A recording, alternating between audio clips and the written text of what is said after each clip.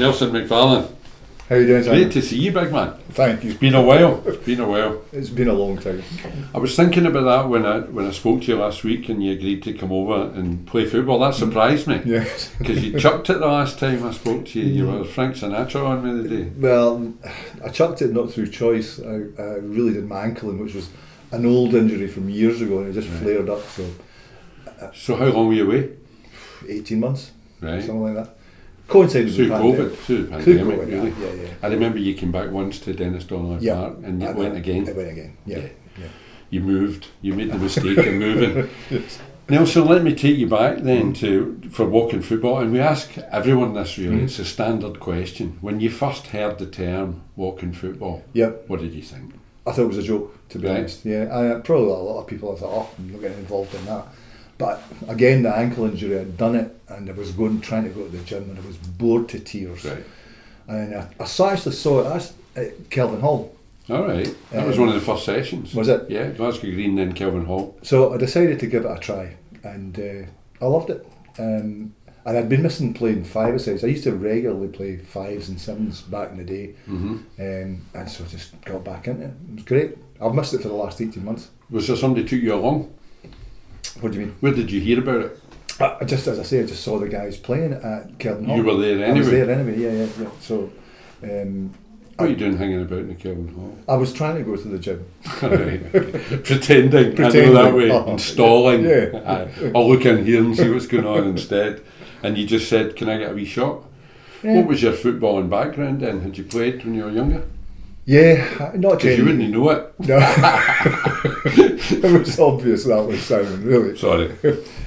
Not to any great level. It was kind of Edinburgh Saturday leagues. Right. So I missed going to Tynecastle. It was like a 3 o'clock kick-off. And it was Tynecastle Star. What happens at Tynecastle? Well, it's better nowadays, actually. That's true. Tynecastle Star were in the Edinburgh. Now I know why you agreed to this, because Hearts are third on the table and soaring and in the Scottish Cup semis. Listen, if we're going to get to the subject of Hearts, I have to say I would have taken avoiding relegation this season. Yeah, at the start of the season. Start of the season, yeah, absolutely, because we were dire last year. At the end of last year, they went through a real... After they tied the league up, really, they were pretty much home and dry. And there's been a bit of that this season as well, but I'm not one of the anti-Robbie Nielsen brigade. I think he's done okay. Yeah. But he's quite a boring brand of football now and then. Yeah. But third is pretty good, and semi-finals of the cup. Do you think it's best of a bad bunch syndrome? Do you think that's pretty much? Sadly, I think that's true. I think the standard of Scottish football has gone down, and I include the Old Firm in that as well. So we're kind of being helped by the fact that the rest of the league is poor. Yeah. So take us back then. You're Edinburgh born and bred? Edinburgh born and bred. Whereabouts? Craigentinny, Portobello area. Okay. And played football from there, but I actually went to a rugby school. Okay. What school was that? Royal High. Right. So football was verboten, but I played fives all the time. Did you play rugby? Aye. Yeah. What position? Hooker. Right. A few hookers through the Portobello area. So told. No, it's more Leith. Nelson, when I played football for the school, my mate was captain of the rugby team. Right. And one day the football was off, the parts were waterlogged, and we were all going in to get changed. And my mate said, "Big man, we've only got 14. Apparently we're missing one. Come and play." And I had no idea what he was talking about. Right. The rugby parts were over that side of Scotstoun, and the football pitches were over this side, the old Scotstoun. And what position did you end up playing? I played, and they put me at fullback. Right, okay. And the first thing that happened, we were playing a team called Waverley, and they were all big guys. But the first thing that happened was that the ball came out of the sky, and I had been told if it came down just to catch it. So I caught it in the bother, and I couldn't remember the next bit. Right. And all I saw was these bears coming down on me. Flattened you? Well, they never got near me because I threw the ball away. I threw it out the park. It's all right, boys, if they wanted it that much. I ended up at number 8 that day. They moved me all over the place. I think I ended up at number 8 just to follow the guys about. I ended up playing quite a bit of rugby with the RAF and stuff down in Campbelltown when I moved down to Campbelltown.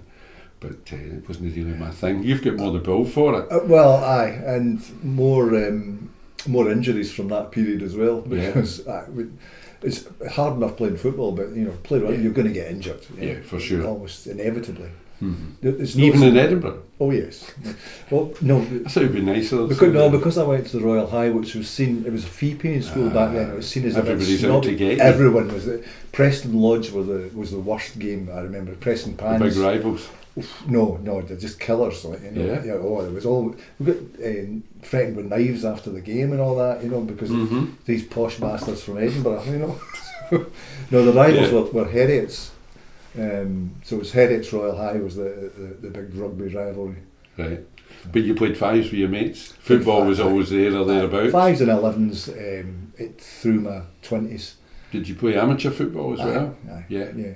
Through in Edinburgh? Different games through there enough, isn't it? And how the Hearts, how did that come about? Was that it was my I was living in Craigentiny, Portobello, which traditionally would be a Hibs fan. Yes, because it's close to Easter Road. Mm-hmm. But my grandfather on my mother's side was a Jambo, and he dragged me along. That was it? Oh, aye. From 4 or 5 years old. Yeah. That's cruelty now these days. There's legislation against things like that. Listen, same thing happened to me at Firhill. Exactly the same. My granda, But my mum had laid the law down that I wasn't allowed to support Rangers or Celtic. She was very sensible. Yes. Probably saved my life. I lived in Postle Park at the time, so it probably saved my life. Well, you've also got your grandparents like me to thank for years of heartache. Exactly. So, left school, university? No, I didn't go to university. I started, my first job was as a theatre orderly in the Eastern General. Hospital? Yeah. So I was thrown in at the deep end. I didn't do well at school, but I didn't do well at school because I played in bands from about age 15. So I was always away, and the night before my maths hire, I was in Aberdeen and got back at 7 in the morning. So good gig though. That was good. So where did the music come in? Was that an early age? Earlier than that? 13, 14, something like that. Self-taught? Aye, self-taught. Yeah. Was there a history in the None family? At all. I was the only one. Music? No. And why the bass? Well, the bass, to be honest, was because nobody else wanted to play the bass. I wanted to play. Everyone wants to play guitar.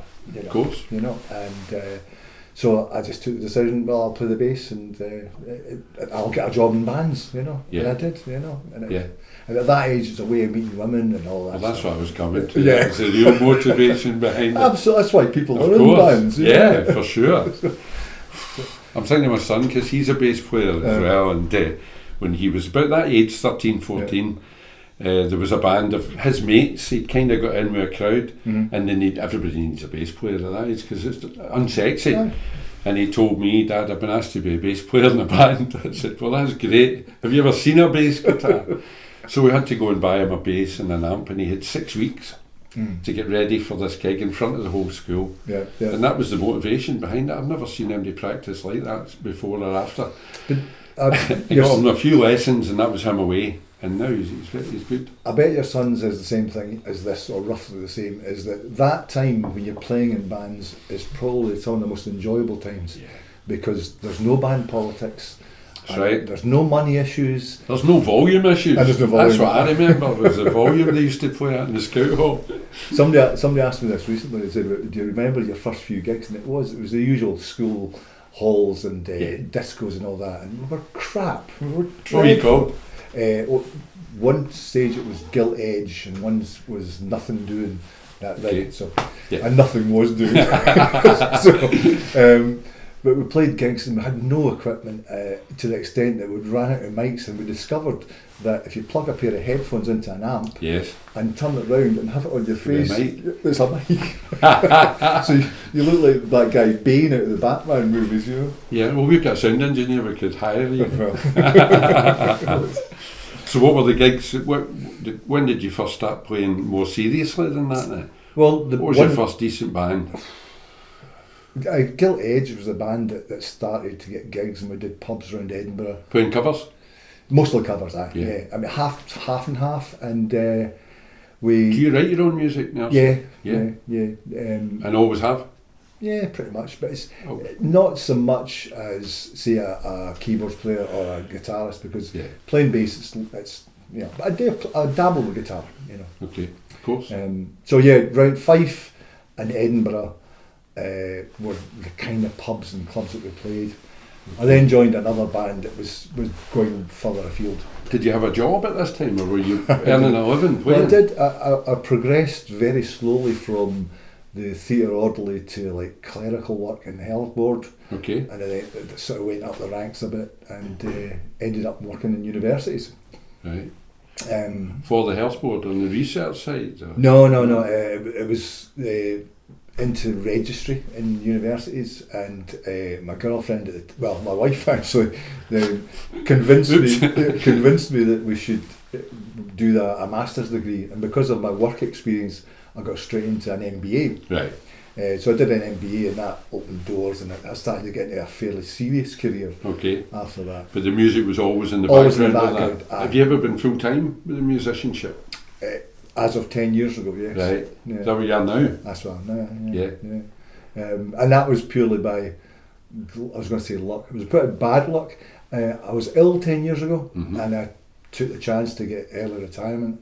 And since then, I've been playing music and promoting music and playing in 4 or 5 different bands, and that's what I do.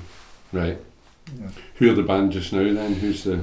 Well, just back from Newcastle with the Alex Harvey Experience, which is a tribute band. You down for the weekend? Down for the weekend, yeah. And you're back on a Monday? Aye. That's never happened to me in Well, Newcastle. Well, and you look quite sober. That is a wild time. Isn't it? Oh my God. We're playing a place... And you're wearing a jacket. Well, even people not asking you what that was down in Newcastle. Well, there's a lot of young ladies weren't wearing very much at all. Yeah, it's amazing. And the freezing cold. Yeah. We were playing at a place called Trillions in the town centre, and I walked 100 yards down the road, and there was a young lady with her hands behind her back. She had been handcuffed by the local constabulary at 6 p.m. Right. Who I walked past, and they were saying, "This is quite serious, madam." I then walked another 100 yards and found this outdoor place where there was a band playing, and there was a rugby match on a huge screen. Okay. And it was just a cacophony, and everyone was absolutely pissed. Out of their mind. At 6 o'clock at night. Yeah. I know that town centre, I can believe it. And they're the friendliest people, aren't Oh, they? that was great. Especially when you hear the Scots accent. Yeah, we were made very, very welcome. We played 3 gigs over the weekend, and the people couldn't have been nicer. Right. I think Alex Harvey was always popular in that area anyway. Yeah. So he wore the colours. Aye, yeah, that's right. So it was a good weekend. I can imagine Alex going down a treat down there, yeah, boys and girls. I was a big Alex Harvey fan back in the day, the Christmas concert and all that. Were you at the gig? Saw him at Parkhead with the Who. The Who. Blew him off stage, I believe. Oh, totally. So you're now playing with the Sensational Alex Harvey Band Experience. Is that the name of the band? Without the band, Sensational Alex Harvey Experience. And that's a tribute band? It's a tribute band, yeah.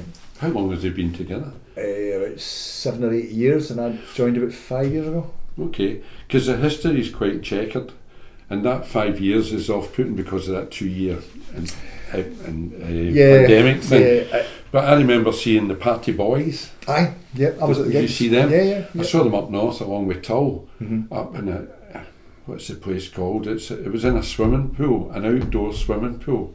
The name will come back to way up north, along the other coast, along the Aberdeen coast. Right. Banff, I think it was. It's a festival, the Banff Festival. Okay. Anyway, Fish was there and guys like that as well. There was the Party Boys. There was a few incarnations of the Alex Harvey Band without Alex. They brought a singer in. That's right. But it never really caught. No. The Party Boys and all that. I saw them down in Riverside as well. So that's all gone now. Yeah, I still think they were the best rock band ever to come out of Scotland. Oh yeah. And to my mind, yeah. And I think part of that, Nelson, has seen them live because there was something else, weren't they? Well, it was a theatre as much as he was a showman. Yeah, and I think that they don't get the respect they deserve about how influential they were. Mm-hmm. I don't think you would have had bands like Queen, right, without the Alex Harvey Band. Mm-hmm. With all the theatrics, the makeup and the whole bit, yeah. And Alex used to come on with a cravat on and all that, and his hair green back, and completely different images. Al with the face makeup and all that. But yeah, you're right. They were of their age right enough in the 80s when the secret was that they weren't a pop band, they were a rock band live.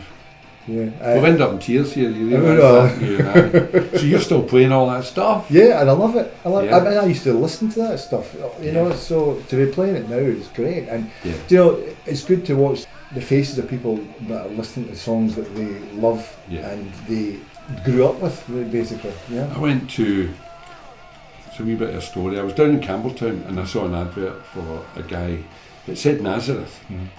And it turned out it was a guy, Pollock, I think his name was, that played with Nazareth latterly. And it was only him and a drum machine, and it was terrible.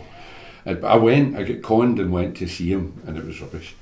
And a few months later, I saw an advert, or heard it on radio, Nazareth playing tonight in Shawlands, in the pub in Shawlands, it's away now, the Village I think it was called. And I got conned again and I went along, but it was the actual Nazareth band, and the whole band, they don't exist anymore. The drummer died last year, I think, a couple of years ago. But one guy left. One left. Bass player. Oh well, they've got longevity, these guys. And I was standing, and it was all leather. It was been back in the day, and they played My Bicycle or something like that. My White Bicycle. And the guy in front of me turned around, and there was tears running down his face. And he said, "Big man, Apollo 1973, I was there." It's unbelievable the emotion that it can set off. We get that all the time. It gets the people crying. People because it's so shitty. No, people can't go, "Oh, I remember I saw them in the Mayfair in 1973 or this place or that place." The guy who got it most was Zal. He still gets that all the time. He's some showman himself. Oh, absolutely. And it's all the old standards, Faith Healer and all that. But I'll tell you, the one I really remember was down in the Clyde side. And Zal, they couldn't do a third encore because Zal got cramp. And it was Gangbang. You don't play that, do you? Oh, I need to come and see the vibrancy of that. We do have so non-politically. Well, I was just going to say, we usually do a version. No, we preface it with, "Is there any snowflakes in here? Fuck off." it's not politically correct. It's of its day, for sure. And we also get a sing-song. Women sing it first and then the men sing it. Right. So, but people generally, we've had one or two complaints. Yeah. About the music? Or afterwards? So, we digress away down the music trail. And I want to speak to you more about that, Nelson, because with Ringwood Publishing, we do a YouTube channel.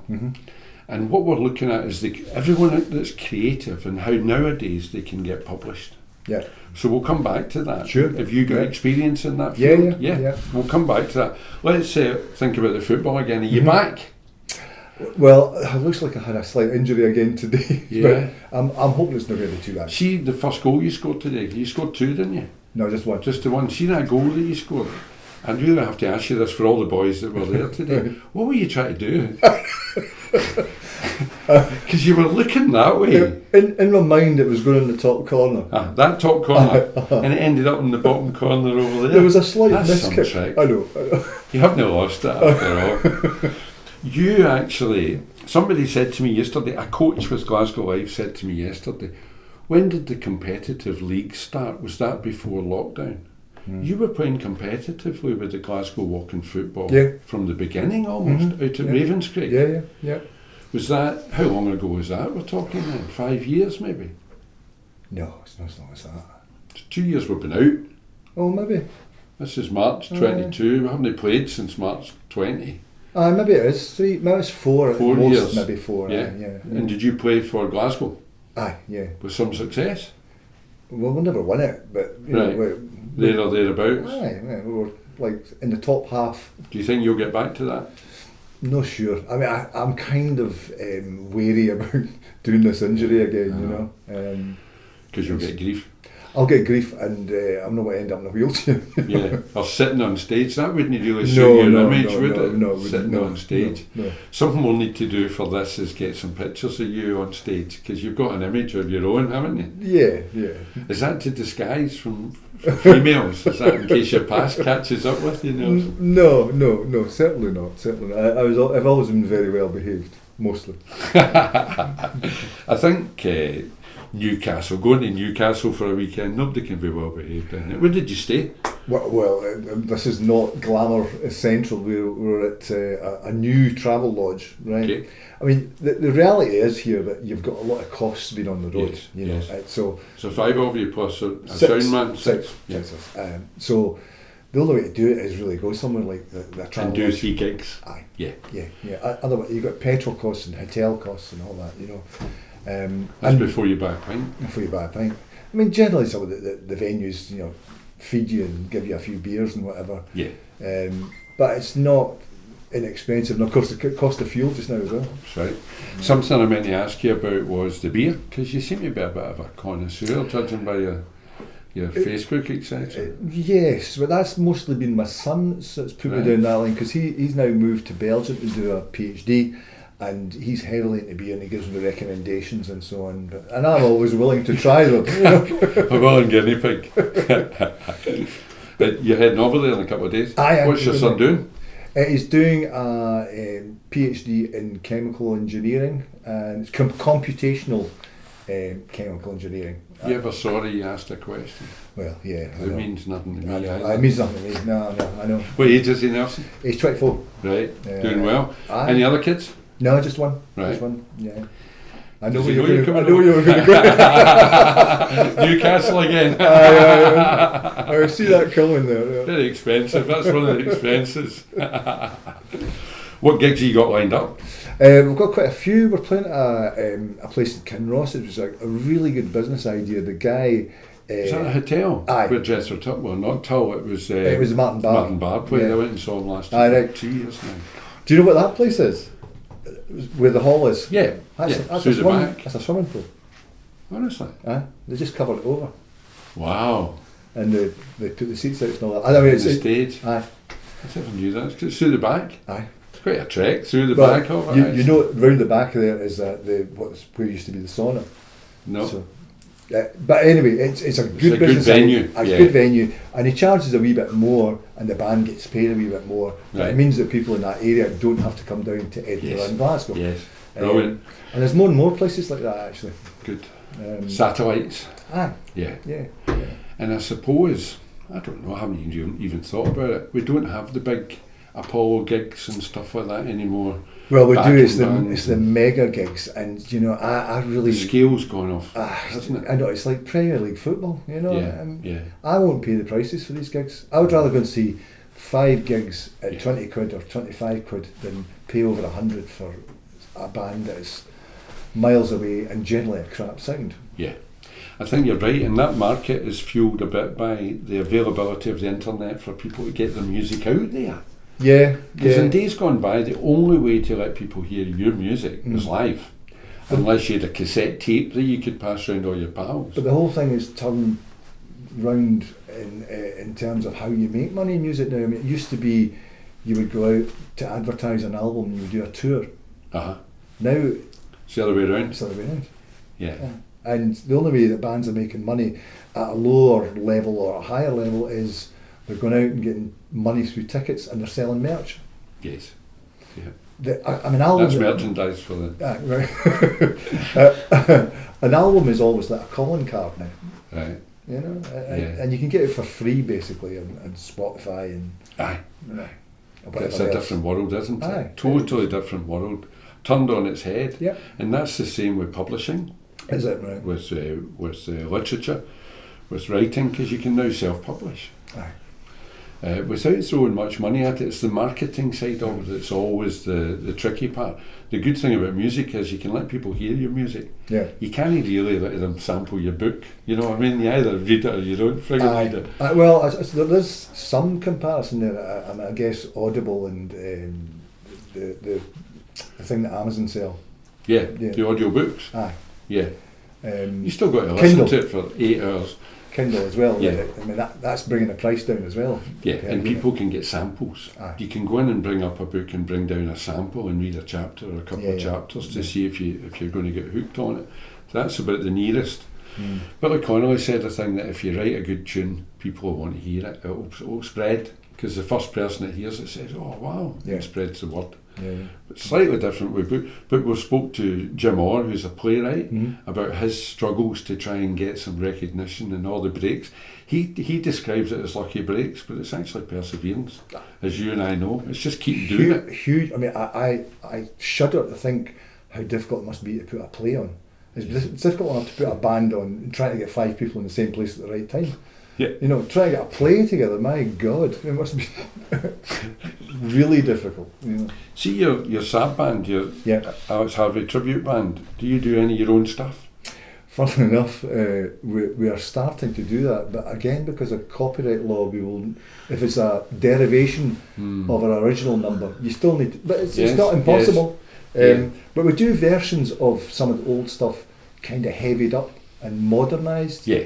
So that, but some people want to hear how the original was, you know. So there's a balance between the two. But there are other bands that I'm involved in that it's all original material. Right. Yeah. That you're involved with? Yeah. Who? Well, there's a band called the Meisner Effect, which has just been put together, which is a sort of rock funk idea, and some great musicians involved. Yeah. Before you say it, except for me. Yeah, I know. Said a word.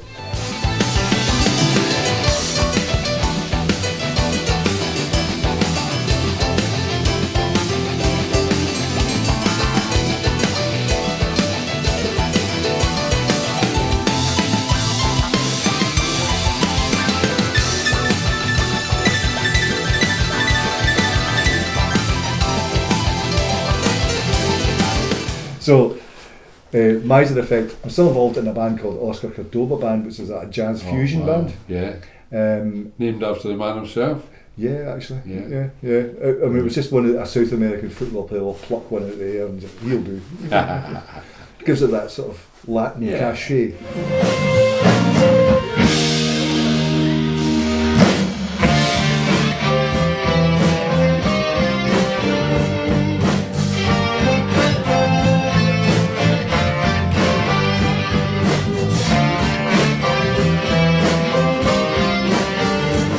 Say is your genre then, Nelson, or is it just a wide variety that you would play jazz and all sorts? I would say anything but country and western and rap, more or less. Right. I don't like reggae either. Okay. So those three I would avoid, but anything else. I mean, I'll listen to anything, to be honest. There's a really annoying programme on now. I don't know if you've seen it. I watched a bit of it and we had to turn over. They've put these old musicians together. I'm talking really old. Even older than you.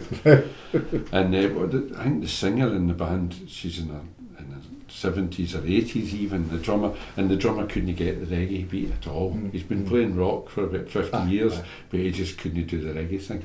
I had to turn over because I didn't know where it was going. I just thought it was a bit embarrassing. You know? I think as a matter of principle, I think the more styles you can play, the better, because you cross-fertilise, you can bring certain things into rock from funk or whatever, and it's no harm. Every day's a school day. I think we need to finish on that note that we've got a lot of musicians playing walking football. Oh really? Andy Gallagher. Con O'Brien was the front man of quite a big band, albeit it was in the 40s, I think. And now I'm not going to mention folk. Cammy was a keyboards player that you never met today, Cammy Forbes. And a few others that I can't bring to mind. So we've now got a bass player. The only thing we're short of was a drummer, I think. What did you play? Oh, you were I played keyboards, yeah. But my boy's taking up the drums. During lockdown, he's become a drummer. His neighbours will be keen about that. Yeah? Well, he got an electric one as well. That's much changed now. You can put the headphones on and give it loudy. But I sent him that thing the other day on Facebook. Remember the thing, this is your drum kit for your first gig? And it was every drum you could ever imagine in the world, with big cymbals and toms and everything. And by your 10th gig, it's a snare and a hi-hat and a bass drum. That's all you take. The drummers overcompensate. Totally. Nelson, has been brilliant of it to come over. We'll need to, now that you're back on the road, I take it everything closed down for 18 months? Yeah, I mean, myself and a few others were fortunate is that we didn't actually rely on money coming in, but there are some people who did. It's a living, yeah. Aye, and there are others who, it was almost the black market, and, you know, it was the hands. not declared income. Yes. So these guys were really toiling, and that's throughout the industry. People who worked in bars and sound men and all the that. knock-on from live entertainment. Absolutely. So I think the other reality is that a lot of people have given up. That's why you see a lot of instruments for sale now, knock down prices. And that's the same with football. Every amateur football club in the country is struggling to get teams together now. Right. Even the boys' football here, the under-19s wrapped at Pollok United a couple of weeks ago, because people have got out the habit. Aye. And the young fellas have found some other things to do, because you don't sit thinking, I can't wait for the football to come back. Their parents have maybe found other things to do rather than take them to the football. I also heard a theory that I think is probably true, is that football's kind of turning into a more middle class sport because of the cost involved and kids going along to play. Yeah, I can go along with that. And transport and it's an expensive hobby now. Which is a real pity, and maybe that's part of the reason we're losing a lot of. And you don't get street players. football anymore. No. You don't get these ad hoc, because we would have played football. Well, up the garages, you used to say, and you would I know, go up and kick a ball. And we're showing our age here, but I'd spend hours kicking a ball about in the street. Yeah. And curbs and all that. That's right. And then you meet somebody that you've never met before, and that's a game before you know it. Yeah.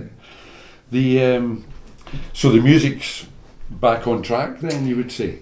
Yeah. I should have mentioned. I would hope you'd maybe get a gig in Scotland. You have to travel down to England to get a gig. That's pretty poor. Oh, we are. We're at the end of the month, we're going to Inverness and Aberdeen and Dundee.